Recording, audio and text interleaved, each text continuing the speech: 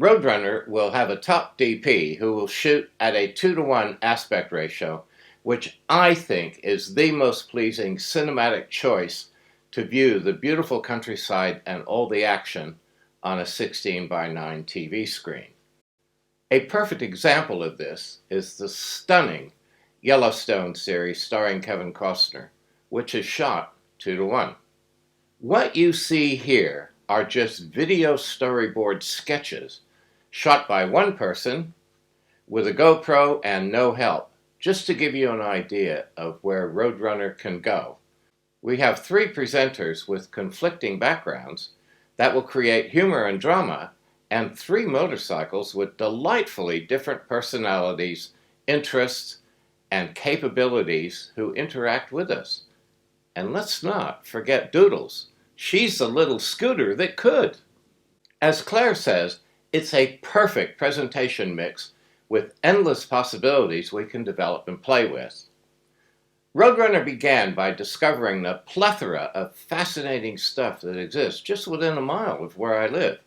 The local dairy farmer, a quarter of a mile away, has a World War II Russian tank that runs and fires. I mean, that's just nuts. The original Liberty Bell is a mile away. A guy who collects vintage American cars is a mile away. And I'm immersed in beautiful countryside. But that takes place all over this country. And then we have the mystery of the scribe. Now just think what we can do with that. The 3 girls with their respective presenter each take a beautiful route to meet up at a charming country inn. All the action takes place with what happens to each presenter along the way. And things do happen, boy do they ever. Now this can be done in several ways. A celebrity chooses their favorite country inn, and we all take off to meet the celebrity there, who will tell us about the history of the inn, and we will recount our adventures to get there. Or the girls are forever searching for the scribe, their creator, like V'ger in Star Trek, and choose one of his colorful inns to seek him out. Is the scribe even alive? Has he gone missing or disappeared? Or possibly even dead? Maybe his diary of adventures with his magical motorcycles is found filled with clues as to where his magical girls are hidden away. We decipher the clues, find the girls, and off we go as they take us on their adventures to find out more about the mystery of the scribe and his charming inns. Now these are parameters we can decide together. In any case, what happens on our journeys is where the magic occurs.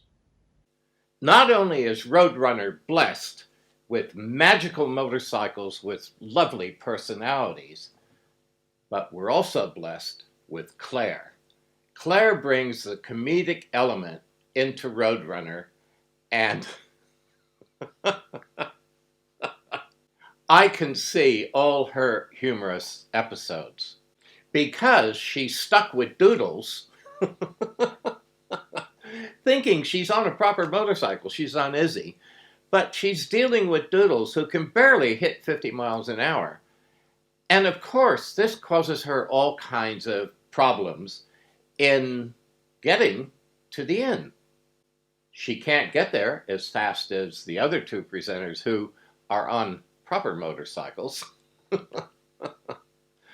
But on top of that, she has one disaster after another. Let me show you. Of course, Claire arrives late, bearing the results of one or more disasters along the way. She's such a goose, whispered the other 2 presenters, as a result of Claire's mishaps trying to get things done properly, but in her harried attempts becomes her own worst enemy by cocking things up, but with aplomb, and becomes known as the goose on the show.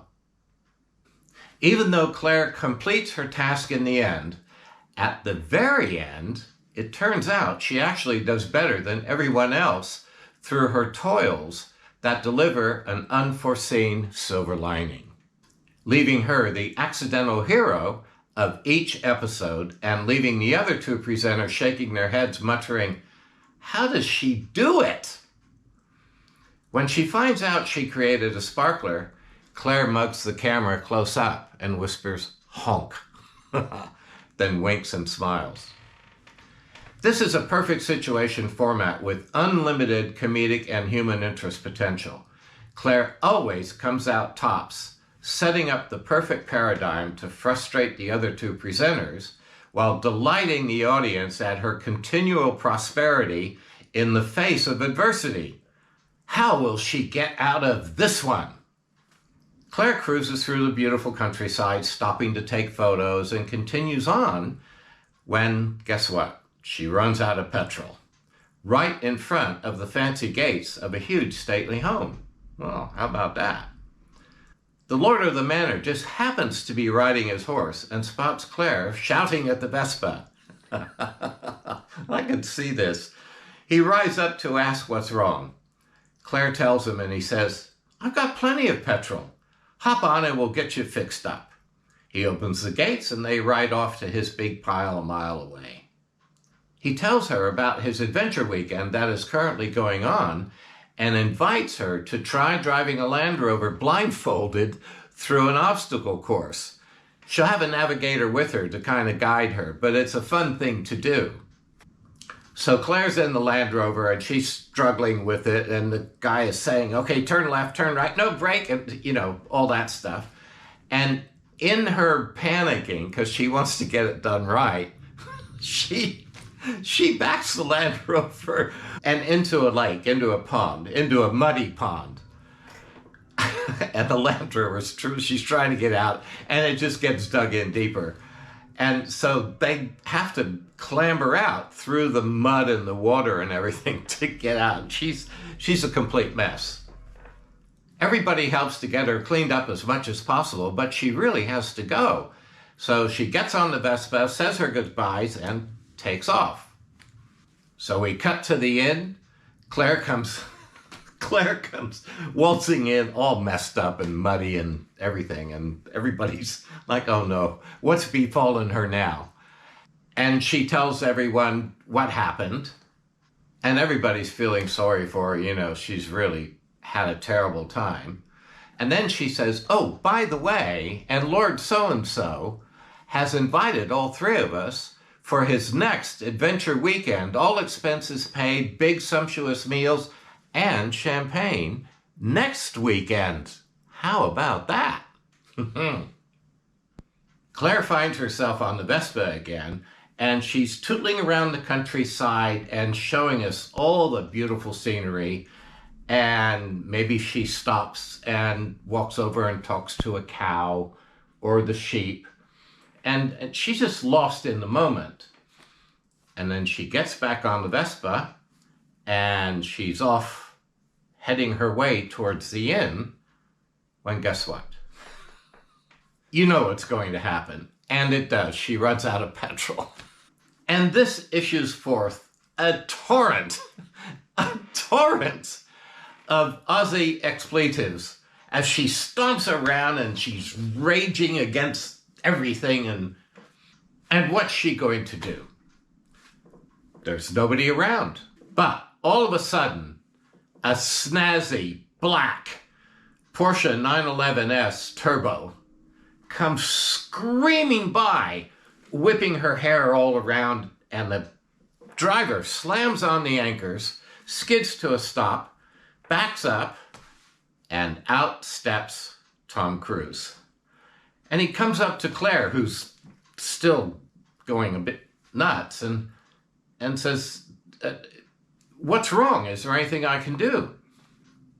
And Claire tells Tom, she said, "Like a goose, I've run out of petrol." And Tom has a giggle and says, "No worries, hop in. I'll take you to a petrol station. We'll get a jerry can, fill it with petrol. I'll bring you back and you can be on your way." So Claire gets in the Turbo Snazaroonie and they take off. And on the way to the petrol station, Claire tells Tom about the show and that she needs to get there. And Tom says, "You want to have a little fun with this? I think we can do something here that'll really be great."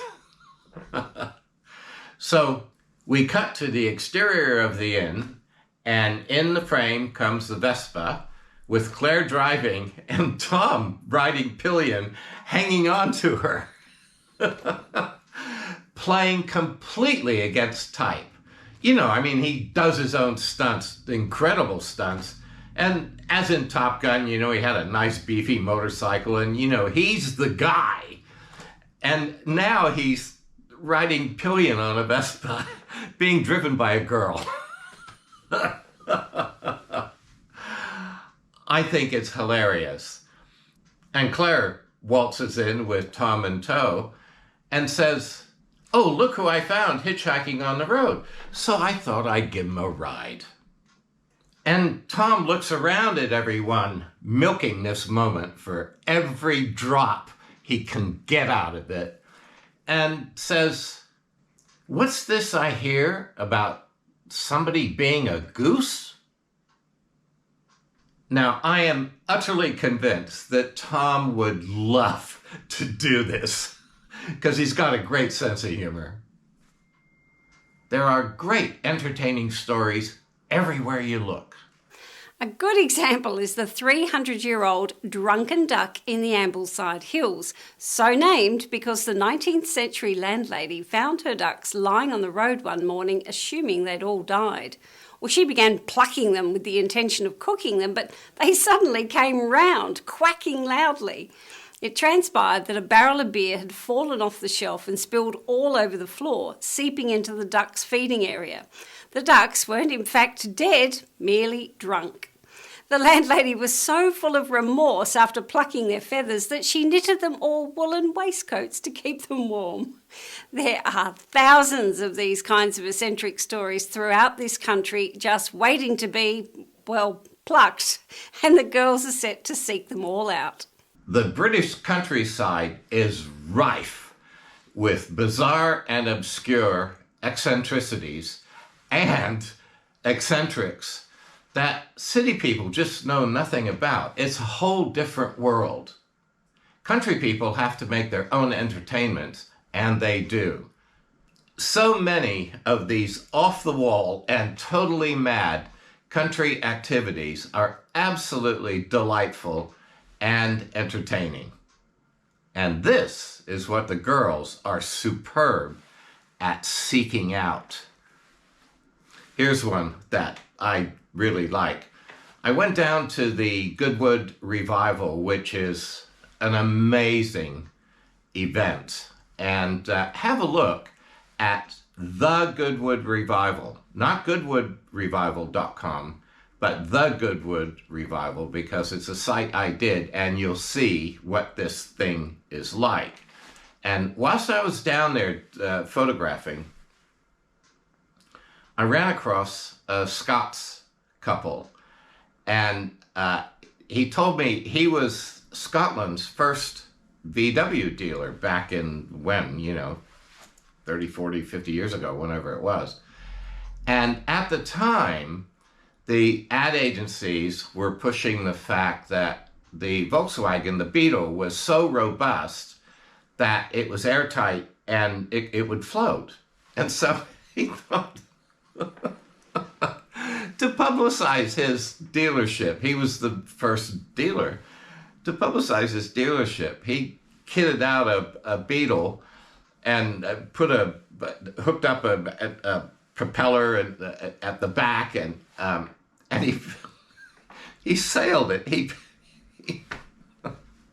He sailed it from Scotland across the Irish Sea to Ireland. And he had a safety boat, some guys with him just in case he ran into trouble. Because, it was a pretty sure bet that he would run into trouble. I mean, they might have been airtight, but they weren't really boats. But anyway, and he told me, he said when they were halfway across, he got to the halfway mark, And an American submarine, the nuclear submarine, surfaced. And they called out to him on the loudspeaker, "What are you doing? Who are you? What? You know, they couldn't believe it. And the captain came out of the conning tower, and he had a loudhailer, and they carried on a conversation, and the captain said, "Hang on," and he disappeared, and he came back, and they got a couple guys with an inflatable Avon, and they sailed over to this Mad Scott and the Beetle, and he was able to roll down the window a little, and they sent him a bottle of champagne.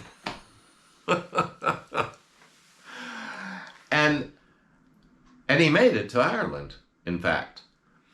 And then he was such a successful dealer, and everybody knew who he was, you know, because of his exploits and everything, and being a totally mad man, really. And he then became Scotland's first Porsche dealer. And what he did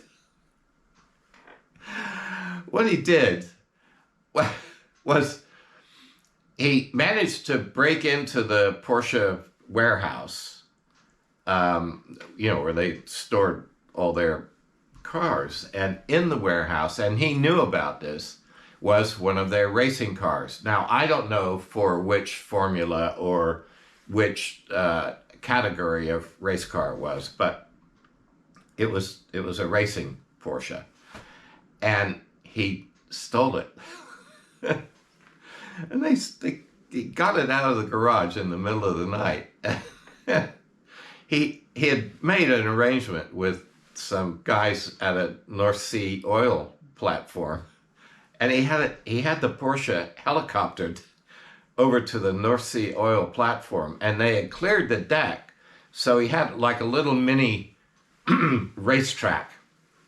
He could drive the Porsche race car around. And they had it all videoed and photographed and everything, and documented.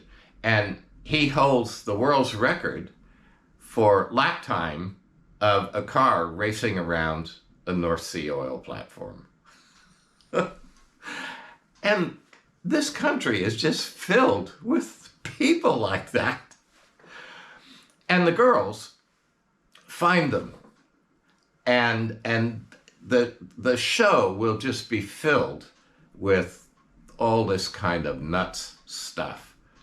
But the interesting thing is, every country is like that to a greater or lesser degree. Probably Finland and Sweden, or, than Norway, it's a bit more difficult to find goofballs everywhere. But there are goofballs everywhere. You just can't make this stuff up. It's all very real. Oh, I've got to tell you this about the Mad Scotsman at Goodwood. We went back to his car because he had a picnic all laid out and everything, and his car was an XK 150 Jag. And he also owned, it's called an SS 100 with a huge big headlights. I mean, the guy was a very successful businessman. And he told me he belonged to the Jag Owners Club.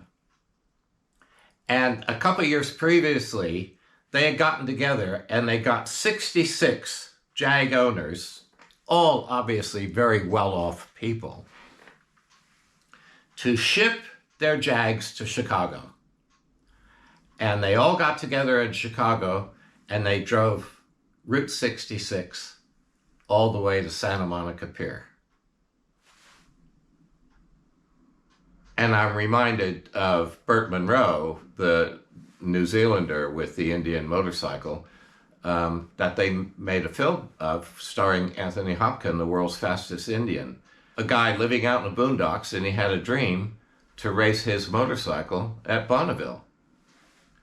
Please bear in mind, these videos are just sketches because they're made with just one person and a GoPro, with a full production crew and 3 presenters, good writers, a great director. It's all there. And of course, a full crew includes a good editor.